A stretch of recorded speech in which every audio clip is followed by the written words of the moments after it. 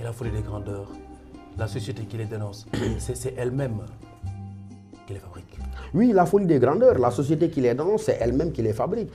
J'ai envie de dire que la folie des grandeurs, quelque part, elle est purement folie. Parce que c'est quelqu'un de grandiloquent, c'est quelqu'un qui pense avoir quelque chose qui le place au-dessus des autres. Mais ça peut être versé au risque de la pathologie. Mais à l'aune véritablement des rapports sociaux, il faut dire que très souvent, cette société-là dans laquelle nous vivons, elle favorise même justement l'émergence de ces types que vous appelez victimes de la folie des grandeurs. Parce que notre société est une société du luxe, une société du glamour. Regardez le développement de la presse people dans ces pays. Les gens n'ont pas fait attention. Le développement de la presse people, au départ, elle a été fabriquée par certains gens amateurs de sensations nouvelles. Ça ne correspondait pas forcément à une réalité. Mais de plus en plus, l'histoire les a rattrapés. Et donc, de plus en plus, il y a des gens qui ne vivent que par leur folie, qui ne vivent véritablement, mais ils sont sécrétés par la société. Parce que ces gens-là, ce qu'ils font ne peut prospérer que là où, justement, les gens accordent la valeur au luxe, les gens accordent la valeur au matériel. Et c'est pourquoi ces gens-là peuvent se permettre, comme vous dites, ces folies, parce qu'ils savent qu'ils ont un répondant au niveau de la société. Au-delà de toutes les convictions, on suivrait cet homme-là dans sa folie, tout en sachant bien sûr